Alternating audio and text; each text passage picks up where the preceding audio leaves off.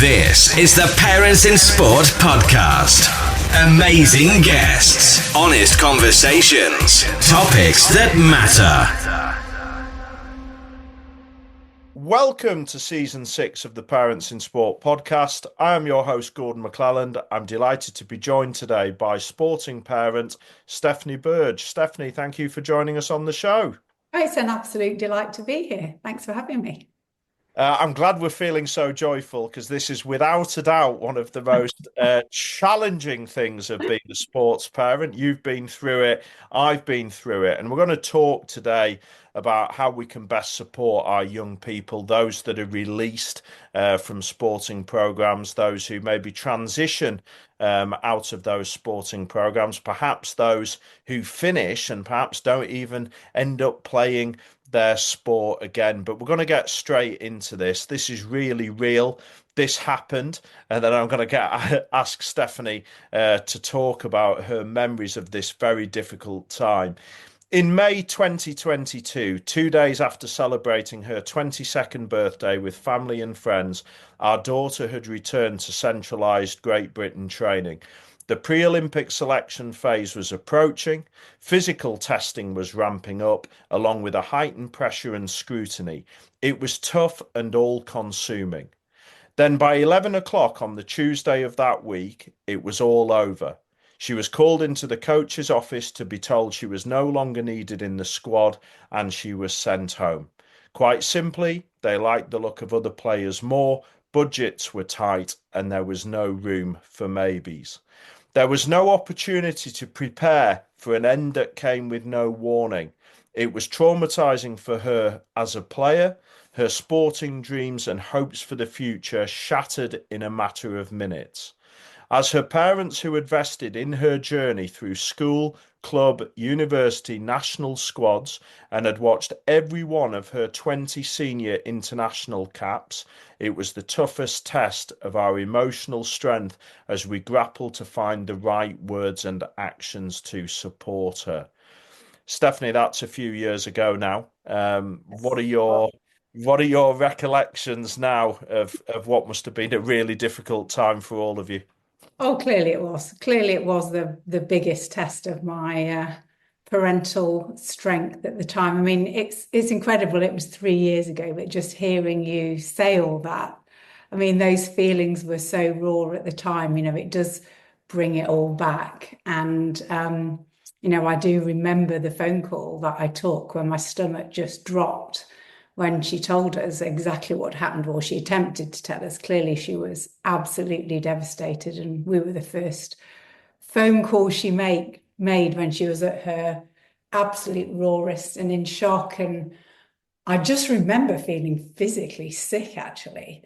And that feeling as a parent when your child is so traumatized, all you want to do really is take the pain away. It's like if your child's sick or, if your child's facing any adversity in life, as a parent, you just have this natural instinct to protect.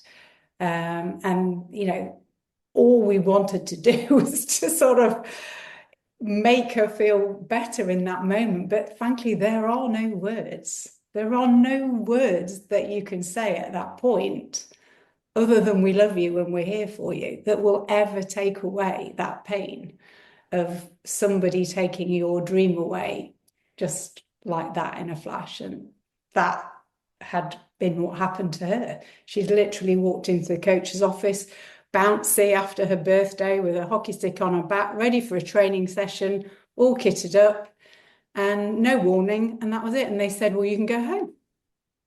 And they literally sent her home, because that was what they did. And there she was, wandering around London, trying to find her way back to her flat. It was just horrendous. It was the most horrendous day of my life. I can. I mean, you can only imagine, and I'm sure those parents that have been through it, I think that feeling you say if you just feel sick. Yeah, it just hits you in the stomach, and you probably had about 1,000 thoughts, did you? I mean, what were you thinking? It's like, well, oh God, how can I make this better? What am I trying to do? And of course, immediately I wanted to know why, what's happened, because she'd only been playing internationally, a week or so previously. We'd watched the game, we thought she played quite well, actually. And you have so many questions, but I was fighting all those instincts because I just absolutely knew it wasn't the time to interrogate about anything. The only thing you can do with somebody who's that devastated is just scoop them up and try and make a plan to be physically in their presence so you can be there emotionally and do the hugs and get the tissues out, because there is no other way. There's no point saying, oh, never mind, it'll all be better, because frankly it's not going to be for a while, is it? No, no, it's not. And I think you see that on a minor scale played out week in, week out with just normal parts of sporting disappointment that Yes. people just people just try to take the pain away, try to come out with phrases that they think are going to make it better. And actually none of them are overly helpful, because the reality is, like you say, it probably requires you to literally be there in that supportive role, and you're just going to have to sit through a huge amount of pain, which I think for a lot of parents is just, well, it's just really hard. It's all very well saying to us that that's what you've got to do, but Yes. it almost is, isn't it? There's not Yeah. a lot else that can be done. No, it's an unnatural place to be as a parent, because you do want to make it better. But when somebody is that devastated, it is like losing someone you love, with no notice. I always equate the experience to that feeling. If you've lost someone, someone's died who you've loved intensely, it's that same feeling of shock and disbelief and anger and confusion and fear and everything all mixed up together.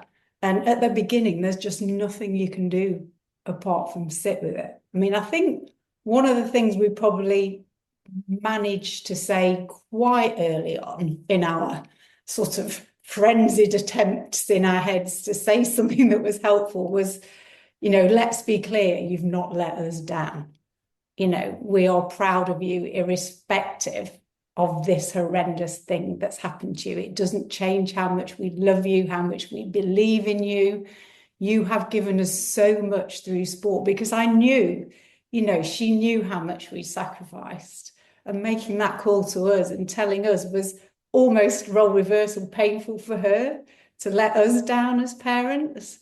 And so, the last thing I wanted her to feel was that there was anything coming from us that was going to add to her burden, Yeah, But absolutely. And I think what you say there about um, that letting us down, I think there's a lot of young performers I speak to feel that pressure of parents, but not parents like yourself who just supported everything, and tried to do the best that you possibly could, compared to those who really have piled on the pressure and it's everything about their whole yeah, existence, whatever.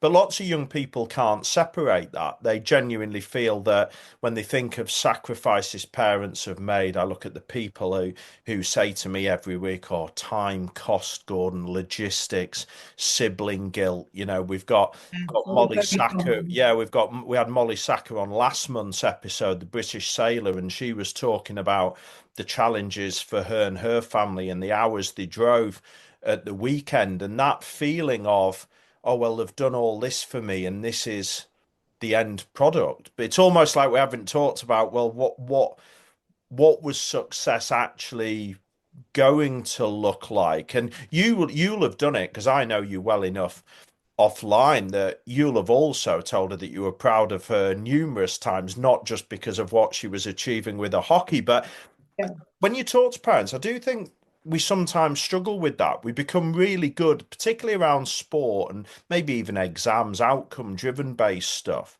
yeah, If we're not careful, we tell our kids we're just proud of them when they've actually achieved something, as opposed to, actually, I'm just really proud of you because you're a decent human being and actually yeah. I love you. And I think it's just a natural trap you fall It into. is. You can see how Yeah, this adds up for young people into the type of conversation that you had. completely. Because it is cultural epidemic that we're in, this sort of comparisonitis that we have in society where, we're compared, it started when they were really young, didn't it? When you were comparing, how they performed in their spelling tests and their times tables and everything. They're always being benchmarked all the time. And you're being raised in this society where you're always looking around and thinking, we're doing this, but what's everybody else doing? And of course, when Ez was playing hockey, as her career in hockey was gathering speed, so was the academic pressure. And she was at an academic school because she was also very bright. So, you always got exam pressures and grades and achievements. And then, what GCSE results is she going to get? What A levels will she get? Where's she going to go on to university? It was all benchmarking all the time. And you're right, it's very easy to lose sight of just the person that they are. And actually, I guess one of the things I'm most proud of is how she juggled all of those things. And I told her the whole time, that was one of her super strengths. And I don't think anyone who's young and can be really good at sport can't be really organized, really focused, really determined. And those are all the things that you have to praise alongside the actual gongs and the medals and the accolades that Yeah. they get.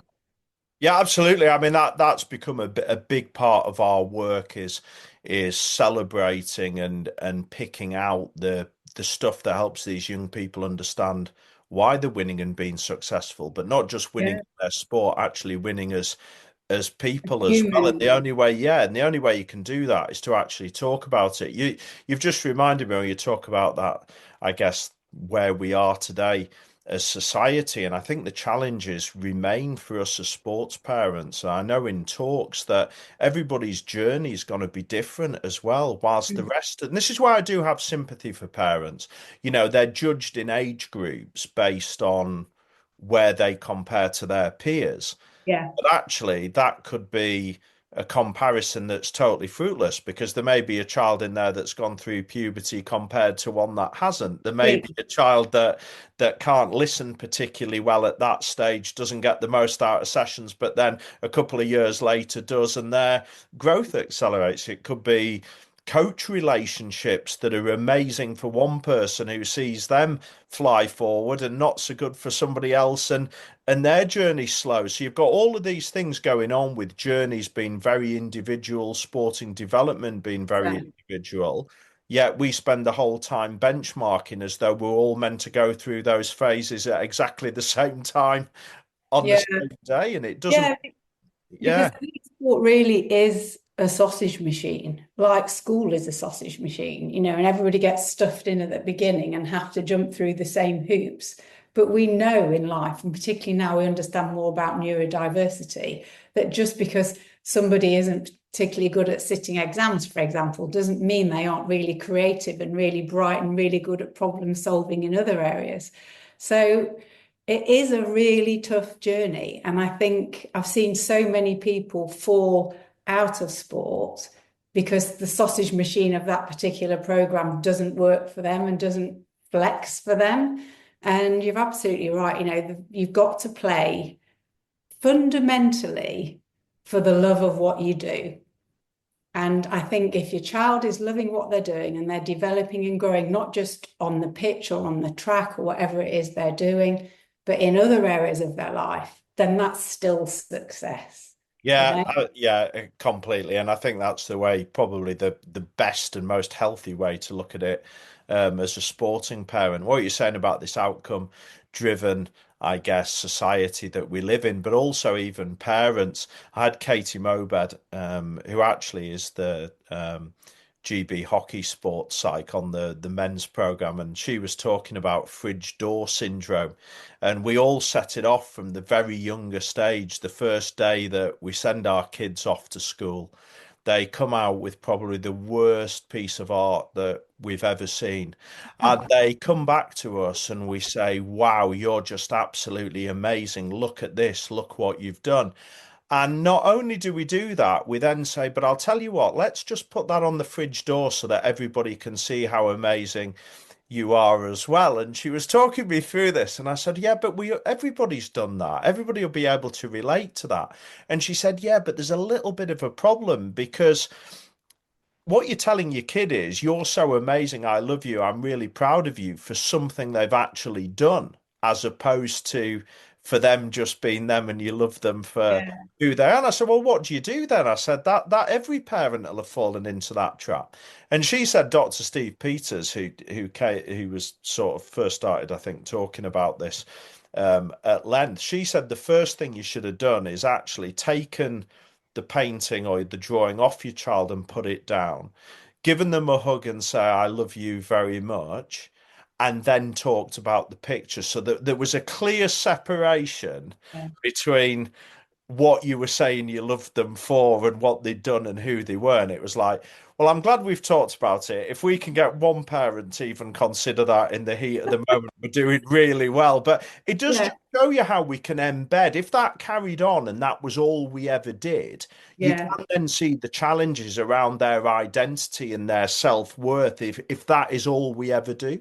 Yeah, yeah, I agree. And I used to talk as a parent about what I saw of them and what they said and what they did on the outside and who they were on the inside. Because when they used to come home and say things like, oh, so and so is wearing something amazing, or actually so and so came to school and they looked like this today, and they, sort of in a derogatory way. I would say, but that's how they are on the outside. Who are they on the inside? Because that's what's really important. Are they kind people? Like, are they nice to their friends? Do they make you smile? Do they make you laugh? Are they basically, lovely children on the inside? Have they got sunshine in their inside? Because it doesn't really matter what's on the outside. And this was a sort of culture that I try to embed as a parent. So be good people first and worry about the exterior stuff after, Yeah. And I'd like to hope that some of those things carried Esme through, in terms of the way she conducted herself after this awful thing that happened to her, and how what her own self-worth was like afterwards. She knew underneath her failure in her eyes at that moment as an elite athlete, she was a good person, a good, strong person with lots of things to give to the world. And it may have taken a while, for the trauma to settle and for those things to bubble back to the surface. But inside her, she had that core strength to get her through, which ultimately, Gordon, as you know, comes from good, solid parenting, doesn't it? There's Yeah. no Yeah. replacement for it. Yeah, how long I mean, we'll be lucky if we get through our questions today because we're still on question one here, but I think it was such an impactful time. That initial pain, uh, Yeah. you took that first phone call. I'm Okay. guessing you either wanted a home or you wanted to be with her as quickly as you possibly could be. W- How long are we looking in time scales before you felt you could have a proper conversation about it? One, I know it's still raw to you even today in some respects, but how long before you felt she was ready to chat a little bit more and maybe look as to what was coming next? Because I'm guessing it wouldn't have just been the next day. It's going to take a little bit longer than that. Yeah.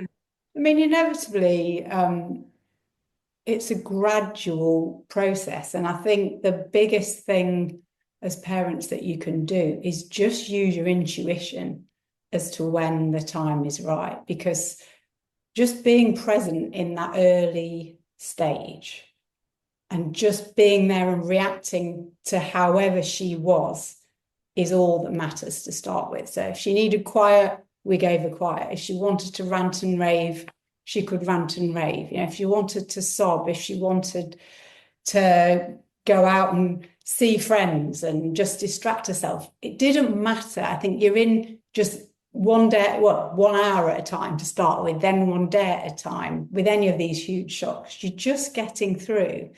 And then the more you talk about what's happening, the more everyone starts to process what's happening. And then inevitably the conversations start to shift to, so what is this next chapter for you going to start to look like? But we did start those conversations quite early on, but with a big caveat of nothing needs to be rushed. You know, when you're ready, there will be time for you to do lots more exciting things. Actually, this is going to be the start of an amazing new chapter for you. Those are the types of conversations that we started to naturally seed in over time. I can't remember how long it took to get to the point where we were starting to have those sorts of conversations. But I think it's obvious as a family when those situations present themselves. And I think just being there means you can respond to when it feels right, because it has to be their agenda, not your agenda. It's no good you as parents thinking, oh my God, I'm so anxious. How's she going to earn a living? What's she going to do? You know, not helpful. Actually, just wait until the conversation is there to be had. And I think one of the advantages that we had as a family was we had done some preparation for a plan B before the shock came down. We weren't expecting the end when it came, but we'd always had as a family a culture of, you know, try and keep as many balls juggling as you possibly can along this journey. You know, when you've got downtime, try and use it productively, because elite athletes can't train all the time. You know, there inevitably has to be periods of downtime, you know, post-tournament downtime or in between really hard blocks of training. So, you know, we were always encouraging exploration into other areas. So at least we didn't get to the end and have this huge shock and there was just a void of like nothingness.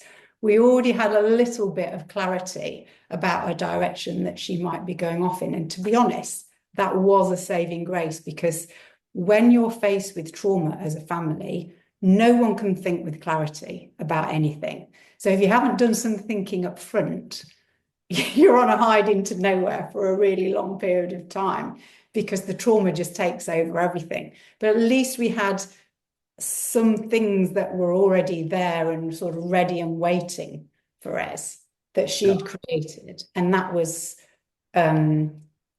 really, really helpful. You know, along with the fact that she had some really good friends outside the sport that she had kept and nurtured throughout her hockey career. And although she hadn't been able to see very much of them, she had stayed in touch, and those people really stepped up and gave her some context and sort of an ability to soon begin to realize that there was life out there after sport, you know. So these things all sort of gradually happened, I guess. And if I look at the timeline, and actually I did that this morning before we started, I thought, when did she lose her contract? It was May 2022, 3 years ago, and it was December of that same year that she landed an amazing job. So it took her sort of 7 months to get from devastation to launching herself into a first-class career. Yeah. She did some bits and pieces in between that and changed her mind about a few things. But, you know, I think that probably happened quicker for her than maybe it did for most, because she had done some groundwork and she had got some part-time work she could step into and some people who she could go and have conversations with who she connected with before. So that made it easier. That was a long answer to your question. But... Yeah, no, and look, there's so much really important stuff in there, and you dig back over the years, and I think of the sort of, I guess, the proactive stuff that we're trying to do with parents now around kids' identities, you know, planning for the future. And I think those ones that you talked about along the, it's far easier to do little bits along the way, yeah, 100%. than picking up the void at the end when, like you say, you just can't. It's really Yeah, it's too difficult. too No, difficult, and nobody really wants to think. I mean, you're obviously a bit tougher than me. I tend to try not to use plan B because I always like people to hope and aspire. But I do think I recognise me. I just then include that as multifaceted kids rather than actually talk about that could be the end. You might have to do something else. But I think the multifaceted kids one, so they've got other interests, other hobbies as they're Yeah. going along is important. I think, like you say, that social group that is outside of sport Yeah. really, really important. Staying in touch with people who were around you before you joined these programs becomes really, really important still. And as you say, it's not going to be at the same level of volume or as it once was. But actually, if you've fostered those and developed those interests when you do get to the shock, or the shock in this case, that actually you have got something to attach yourself onto Yeah. that Yeah, wasn't just indeed. the only thing. I think it's so hard to I think it's hard to talk about, but I think it's definitely easier to talk about before it actually happens. You don't want to consider the worst case scenarios. And I think that I mean, it's happened to you and people talk about it is we do not have a crystal ball. You didn't have a crystal ball for that morning in May, nor did you know Mm. 7 months later that she was going to walk into the wonderful job that and career that she's now doing. But that's the same in sport. There are no guarantees. No, It is there are absolutely messy. no It guarantees. is messy.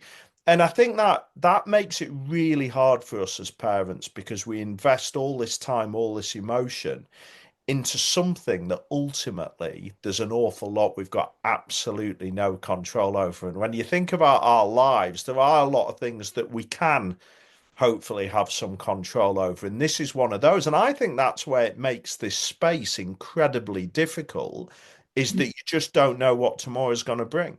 No, you don't. And if you look rationally at the statistics, uh, yes, nothing's guaranteed. Injury is prevalent. Non-selection is common. And of course, depending on where your child is in that pyramid, there is fallout at every level Yeah. until you get right to the very, very peak. And even then, when you get to the very peak, you're still competing to stay at the peak. And there's always someone nibbling away at your heels, trying to get your spot. So the reality is, as parents, much though we all want to live off this dream that it's all going to be amazing and we're going to have incredible times and they're going to be superstars, the reality is most of them won't be.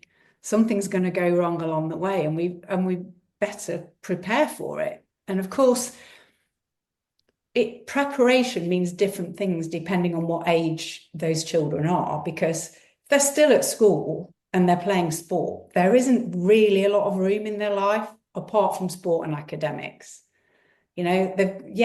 They've got to sleep, they've got to eat, they've got to see their mates, but it's not that complicated at that age because fundamentally they need to maximize their academic ability while they're playing sport. And if they're doing that, so if they're basically between the ages of about 14 and 18, it's school, it's homework, revision, exams, and it's sport and a bit of whatever else you can fit in alongside it. But once they get beyond that and into that realm of, okay, we're leaving education, maybe they're going to university, in which case that takes over. You've got to have a reality check then about, okay, what would happen if sport wasn't in their lives? And this is where, they've got to stay connected to who they are as people and what their interests are, and maybe start testing out some opportunities about what sort of career would interest them if they weren't athletes. And thankfully we had done a little bit of that and it really helped. Yeah, I just want to dig a little bit deeper into that because obviously this was a shock for you, but you had actually done some planning. Obviously, I come across a lot of parents who maybe haven't done quite as much planning as in hindsight they probably wish they had. Um, but also, some parents in programs do sometimes, it's not a complete shock. They perhaps know it's coming if it's been, Yeah. communicated well. They've been given some chance to maybe, inform family, friends, prepare the ground, think of next stages, what's going to come next. Sometimes we know it may be coming. Um, and obviously that's different then because you've obviously got the Mm, shock element and the one that you've got time to prepare for. What mm, do you think? I guess for both of those parents as well, do we need to be thinking about along the way? Is this a case of playing out scenarios? Is this a case of general looking after the holistic development of our child? What can we do? Because we're both big fans of performance sport as well. I think we yeah. need to get this out here. We've got this is absolutely key to this. These kids that are doing this incredible efforts that they're putting into it to Yeah. try and achieve. And Yeah. actually, all we're trying to do is the realities of that are never going to change. They are always going to be the same. But how can we support them in a way Yes. that I guess is it does the least damage, or how does it how do we support them in a way that regardless of outcome they're going to thrive as human beings or thrive in what in other walks of life they go into? Well, it's really, really hard to get the balance right. That's for sure. Because on the one hand, you've got to 100% back their dream to achieve the maximum potential in the sport. And you've got to tell them, well, we certainly always said, wherever you're enjoying this and whenever and wherever you want this for yourself, we will back you. We will do everything we can to support you if genuinely that's what you want. But I suppose knowing that we had a really bright child as well, we never wanted her to lose opportunities that maybe she might look back and regret in the future. So if she hadn't maximized her academic potential, for example, because sport had compromised that, we think she might have looked back and regretted that. So we sort of tried to navigate this path where we didn't really give up on those things. And so that was the first thing, is to make sure you don't miss big milestones and big achievements that other people of that age are doing. That as a family meant quite a lot of sacrifices for us. For example, to make sure she still got a first class degree alongside playing in the GB hockey programme, because we did, well, mainly me actually, did a lot of practical stuff to facilitate that. Just, vast amounts of laundry, vast amounts of food prep, a lot of driving for her when she just slept in the car because she was so exhausted, and then had a quick shower and went to take an exam, all those types of things. She wouldn't have done that without our support. So I suppose that was the first thing, trying to keep those things going. But I think I'm just going to jump in on you there because I just think so that's obviously Esme academically bright as well, and we still see that a lot of sports kids doing their exams, even in football academies, some still sit in A levels, which is really good to see. A lot obviously take different paths at 16, and I think that still just boils down to make sure you've got other things going on so that if it doesn't there, you've got something yeah. to fall back onto. Um, But I think what I want to say is, just because you discuss future options with them doesn't mean you don't believe in their current commitment to their sporting success. It's trying to have that conversation where you're trying to say, just protect your financial future and protect your future mental health, because look around you at examples in your sport and how many people, and everybody knows people that this has happened to, or they've got injured and it's all been over, and you've got to get them mentally prepared, I suppose, to think of the hazards of not preparing. You want them to stay grounded about their future, so that, yes, it'd be amazing if you stay driven and Lady Luck looks at you in the right way and the coaches are on your side and everything works out and you get this glorious career, and amazing. Always put that first. But when you've got opportunity to keep working on the all-roundedness of yourself as an individual, to keep testing yourself out as to what sort of person you might be outside of sport. All we're saying is take those opportunities. So I'll give you a few examples.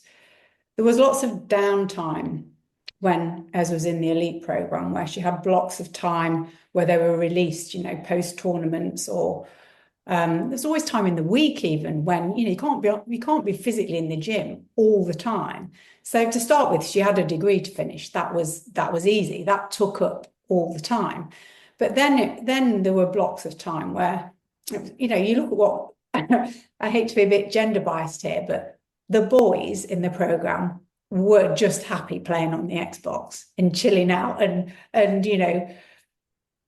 having fun. That was their priority. We'd be like, okay, have a bit of fun, but then we would facilitate some opportunities through our networks for her to go and test herself out. So she didn't know whether she was interested in law, for example, but she thought, maybe I'm interested in law. So we facilitated through our network an opportunity for her to go and do some work experience in a lawyer's practice.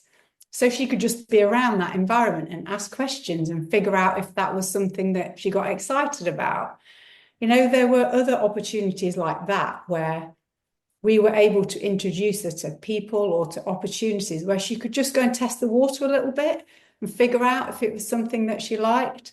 And in actual fact, after she finished her degree, she ended up working in a voluntary capacity to start with for a really top sports marketing agency in London, because she wanted something to do. She didn't want the pressure of a job that she was being paid for, because then she didn't have the flexibility to say, I can't come this week because I've been selected and I'm off to Europe to play in this tournament. But she made the effort, rather than just do nothing, to get herself out there and try some stuff out. And actually, the thing I really believe, Gordon, is this doesn't detract from somebody's sporting journey. It adds to it. Having time away, having opportunity to think about different things, you use your brain in a different way. Actually, you sometimes go back being better at what you're doing on the pitch or on the track. So I think, I'm not saying we were responsible for those opportunities, but we facilitated some conversations and certainly encouraged her to do that sort of stuff. And, she may not have needed that information for ages, but the way it turned out, actually she did, because, this guillotine came down. And actually, once she'd recovered from that initial trauma and shock where she just physically and emotionally was incapable of anything, that agency who she'd been and worked for found out what happened to her and said, do you want a job? Almost immediately. And now we're not saying that was necessarily her job for life, but she said, you know what? I need something to do. I've actually negotiated 3 days. I can't do 5. I'm just too busy processing all of this, but I'm going to go in. And it was the best thing she could have done. What didn't happen like within a week or so. It was probably a month, 6 weeks later. She eased herself into some work to get her started on this journey and get her out there and got some routine going. Because, of course, one of the biggest problems with athletes who lose their careers is that they've had such a structured, controlled life. Their routines and rituals are so rigid that when everything just gets whipped away from you and you wake up the next morning and it's like, oh, I haven't got to put my kit on, haven't got to be in a meeting at 8 o'clock in the morning, haven't got to be on the pitch, haven't got to be rehabbing here, haven't got to be eating here. You've got to start getting a structure to your day back together again. Otherwise, it's a big, hard, slippery slope you're going to fall down. And we see lots of people do that. So these were some of the things that we just tried to facilitate, and finding, good mentors for her to chat to who'd been through similar situations to her as well. Really helpful. Giving examples of what good transition looks like through other people's life experiences. These are all the things that will help you along this journey. And I think just as parents, we were just trying to facilitate some of that. It wasn't a case of you must. It was a case of stepping in when it was appropriate and seeing if we could add anything to that journey, really. Yeah. Yeah, you've just got me thinking of the analogy I use, how I guess as sports parents, we gradually are trying to get from the driver's seat into the pit lane, and ultimately our kids are doing the driving, but we're still there with the headsets on, and we intervene, as and when Yeah, when we think it's right to. I mean, I think I think keeping young people with a range of experience is really important. I've seen some really good apprentice stuff going on recently, kids going off doing work experience in other sports. yeah, Yeah, just expanding their horizons, listening to different people, seeing people operate in different ways, getting yeah. a broader sense of the world, because some sports environments can become quite, God, what's the word I'm looking for? Just closed, aren't they? That it's almost like Well, it's we use its the own word bubble. bubble. We use Yeah, the word bubble. yeah, And I think the problem is the bubble that surrounds you as an athlete gets smaller and smaller the higher you go up in that pyramid, to such a point where if you become a full-time athlete, then all you do is that. You're eating, sleeping, working, playing with the same people all of the time, traveling with the same people, rehabbing with the same people. You've got downtime with the same people, because when you've got time off, none of your mates have got time off because they're all at work or at uni or whatever, and you've suddenly got a week off, in the middle of March, when no one else you know is around apart from your players that you play with. Actually, no one else can go on holiday because you didn't know you were suddenly going to be released and have this time. And so the bubble is very, very small, and it becomes all your life. It's all you can think about when you are a full-time elite athlete. It's very hard to escape it. And I think one of the things that's exciting when the bubble bursts and you get out the other side of the trauma and the drama of letting that sporting career go is suddenly you think, oh my God, there's a massive world out there yeah, that I hadn't really experienced. There's all this stuff going on.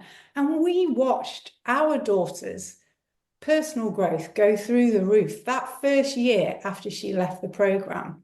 It was like watching the lid come off and this flower, massive flower, open up.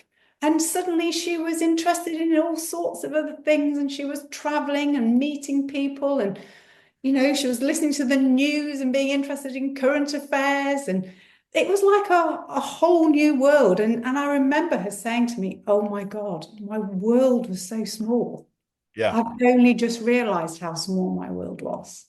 Yeah, and I think look, I think we can all, I think there's something in that for all of us. I think of my coaching and educational career and how you can get stuck in your own bubbles, and I think about my work now where I'm just privileged to travel to so many different places, meet so many different Yeah. parents, coaches, young performers, and it's just enlightening.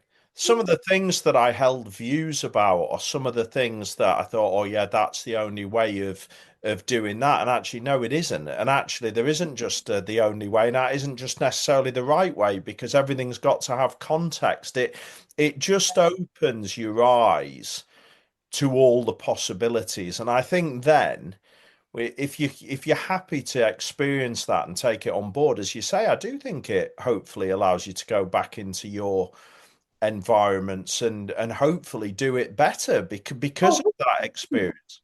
100%. You are going to take some enormous superpowers through to whatever this child's next chapter is going to be. And I know from what we watched with our own daughter, the resilience that she ultimately built through going through what she'd been through. Nothing is worse for a young adult than facing what she faced, having her whole life, her whole dreams, her whole future ripped up in a matter of minutes and somebody shoving it in the bin. And actually realizing that when you walk out the door, you are completely dispensable. All those coaches, all those managers, a lot of the players, they move on really quick. And you soon realize that all those people that made you feel day to day that you were really important, you're never going to speak to them ever again. That's a really hard realization that you're on your own and you've got to move on. But I tell you something now, nothing frightens her. She's not scared of anything at all. Yeah. Nothing. She often says to me, nothing will be worse than that. And I'll give you an example. She started her new career. She works for JP Morgan now. She started on an amazing athlete and military transition program. Day one, I think there's about 30 to 40 of them in a room, and they're on this week's induction where this 40 cohort gets sort of moved around the business and introduced to all the big wigs that are there, and they have presentations and introduced to all the different facets of everything. And then out of nowhere, they're like, okay, well, we're going to do some presentations now. You've got an hour to prepare, and then you're going to stand up and you're going to present on this subject and a bit about your journey. You've got this amount of time. And by the way, we're just bringing in the board, basically, of this company for you to present to. And Ez was the youngest on the transition program by a long way. And she said, I looked around me and people were in absolute panic that they were going to present to these people and they didn't know what they were going to say and how they were going to phrase it. And she said, honestly, I was just so chilled. She said, I just thought to myself, well, it's nowhere near as bad as what I've been through. Yeah. And she stood up and said, I have to say, Mum, I absolutely smashed it. And I'm saying, I bet you did. Because, you know, what you've got now, you've got this no fear mentality. And God, that's going to carry you a long way. Yeah. So, And I think, and this is where I think, if we're taking young people, teenagers in particular, into these programs where we're spending an awful lot of time with them, we've got to be bringing things like that to life for them at yes, that stage so they can see the parallels from life and their sport, that they can see the strengths that they're potentially building yeah, alongside whether they yeah, achieve as performers. And I do think that's because then it's win-win on every level. We talked about earlier the realities of the realities, they're never going to change. But what we can do is, if we are taking out huge holes, chunks of their time, we've probably can bring some of these more to life as organizations, and loads are doing that. Loads are starting to do that far earlier than they maybe did 15 yeah, 20 I years agree. I ago, see what you're saying. which is good to see. um Now, what we haven't talked about yet, we obviously, that was a pretty dark day, is that she still played hockey at a really good level. So, Yeah, okay, she's not playing GB hockey, but yeah, she still played at a really high level. So yeah. she didn't leave the sport, she just continued, just looked a bit different to her. Yeah. Well, actually, the way the GB program was set up is the girls all played club hockey when they could, alongside their international commitments.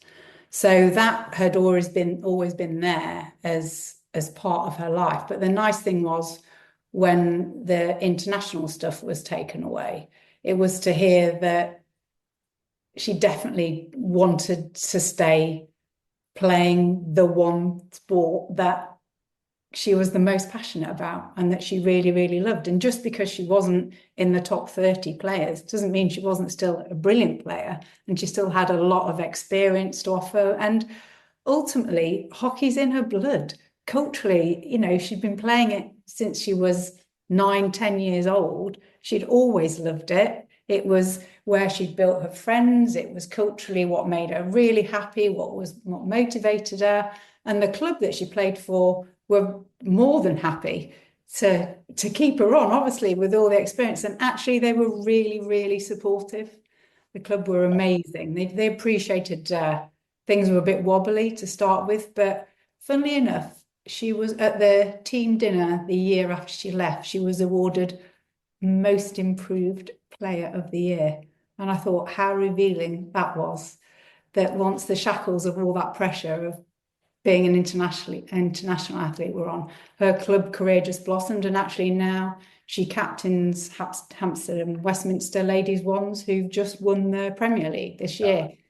Amazing. And that's so good to hear, because so many young people Yeah, I mean, like it's incredible to hear that, and so many young people they strive quite rightly. They've got hope, they've got aspirations, um, and if they don't quite get it, it's really sad when you hear them say, "Actually, I just stopped playing because Yeah, it wasn't good enough." Because actually, that love and joy you would have enjoyed playing probably at any level, but the right level for you. It sounds like I'm really preaching here because I didn't do this. Once I didn't reach the level I wanted, I you were done. yeah, I got into coaching though very early, so I Yeah, did it slightly differently. But it is tough. But actually, looking back, when I look at it now, it's like, oh, actually, I just like to sort of, even if it was some kind of sort of walking and jogging version, I'd probably still yeah, quite enjoy doing elements of it. And I think we've got to try and foster that because ultimately we want young people, if they fall out of programs or they fall out of high performance programs, that they actually still enjoy physical activity. They still enjoy that connection of being with people, and perhaps they do other things around their sport, which brings on the next group of hopefuls, I guess, who can. I mean, the experiences that Esme will be able to pass on to young hockey players absolutely huge. yeah. I also think just practically, if you have been playing elite sport for a long time, you're pretty much addicted to the adrenaline and the endorphin rushes you get from sport. And I think your body would struggle to not have that back in it. I think all athletes at the top need that. If you've played a team sport and you've experienced the highs and lows of playing for a team and what that means, very hard not to have that in your life and just to stop it immediately. So she's still addicted to all of that without Brilliant.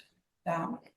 Brilliant. That's great to hear. Now, just tying up the show now, I think for me, just your final thoughts or your biggest takeaways just for you guys as a family. I mean, you've been through this. Um, what have you learned from it? Where are Oh we my today? God. What are your biggest learnings? You only have to give me a couple. I don't need all of them. What sticks So hard to pick a couple. I think regret nothing is one of my key takeaways. You know, yes, we had some pain as a family, obviously as in particular, but looking back, we had some amazing times as a family that, you know, you can't have the highs without some of the lows. And some of our best times as a family, some of our proudest moments as parents have been, you know, through sport and what Ez has gifted us through sport. And I think she would say she doesn't regret anything. She sacrificed a lot. She gave up, you know, she made decisions where she prioritized sport above other things, but she'll look back and she'll regret nothing. And I think that's one of the key things. What else have we learned? That grieving is not a linear process. I think, you know, when you lose something, there is no formula for getting it right as a family. I think you just do, you turn up and you do instinctively what you think is best. You accept that sometimes you're not going to get it right. But I just think being there is the most important thing, and recognizing that, you know, when one chapter ends, you turn a page and actually there's so much of life to live. There really is. And the thing about letting go of a life as a family around elite sport is you move from a place of sort of not being in control pretty much of anything to being the pilot of your own plane. And actually, that's so liberating. So liberating to be able to, oh, let's go on holiday now, here, wherever we want to go. Oh, that's such a nice feeling.